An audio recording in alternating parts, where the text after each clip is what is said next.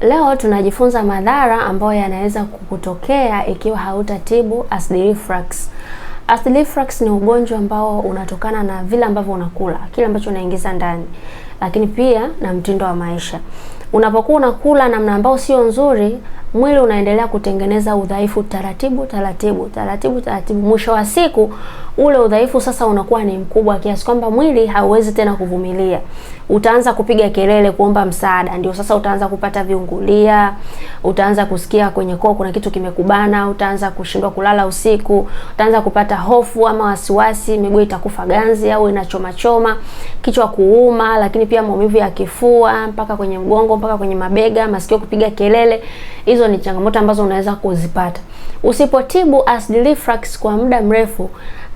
Kitu cha kwanza ambacho kinaweza kuathiri kabisa mfumo mzima wa maisha yako ni uzalishwaji wa kila siku. Mtu ambaye ana changamoto ya acid reflux, kuna baadhi ya watu mimi niko nao ambao wamesimamishwa mpaka kufanya kazi, kwa sababu kila anapokwenda kazini anarudishwa, anaumwa, au mwingine amesimamishwa kabisa, amepewa miezi mitatu akae kwanza nyumbani mpaka apone. Kwa hiyo unaweza kuona shughuli zako za kawaida za kila siku zinakwama.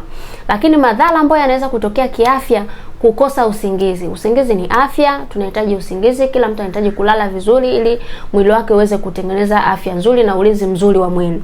Kwa mtu mwenye acid reflux anapokosa usingizi, mwili unazidi kuwa dhaifu. Na hata unapoendelea kukaa nao muda mrefu, maana yake udhaifu unazidi kuwa mkubwa. Utakuja kupata changamoto sana kutibu acid reflux kwa sababu udhaifu unazidi kujitengeneza. Lakini pia kitu kingine, mtu mwenye acid reflux anapata sana hofu.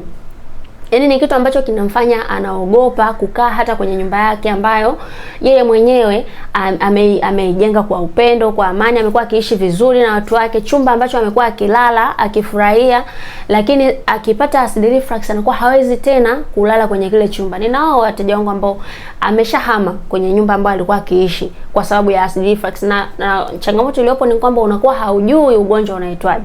Kwa hiyo kuspot kwamba ni acid reflux inakuwa ni ngumu na hofu inakuwa ni kubwa zaidi.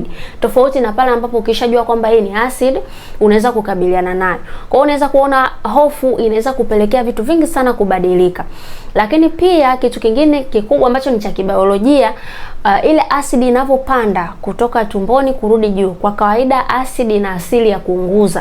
Kwa hiyo utasikia moto unapanda mpaka kwenye koo, na baadaye utasikia kama kwenye koo kumekuwa kama kuna makovu au kuna michubuko.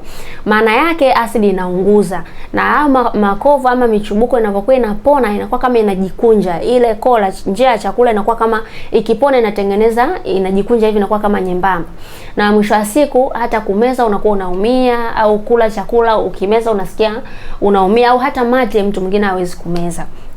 Kwa hiyo ni vizuri sana kukabiliana na changamoto hii mapema kama ukishaigundua. Lakini pia kitu kingine ambacho nataka ukifahamu, ile acid reflux kadri ambavyo unazidi kukaa nayo, ile moto kupanda, inaongeza hatari ya kupata saratani ya koo, kwa sababu ule moto unavyopanda, unavyosikia kuungua, maana yake kuna inflammation zinaendelea. Kwa hiyo hizo inflammation zikiendelea zinakuwa chronic, zinalazimisha zile seli za kwenye koo la chakula zibadilike, na mwisho wa siku inakusogeza kwenye hatari zaidi ya kupata saratani ya koo. Kwa hiyo ni muhimu sana kutibu acid reflux, hasa kama umeshajua tayari una changamoto ya acid reflux. Njoo nikusaidie kuondokana na changamoto hiyo. Namba inayopita hapa chini, tuma ujumbe.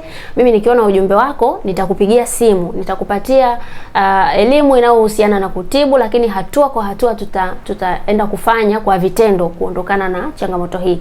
Naitwa Dr. Elizabeth, nitafurahi sana kukuhudumia. Karibu sana.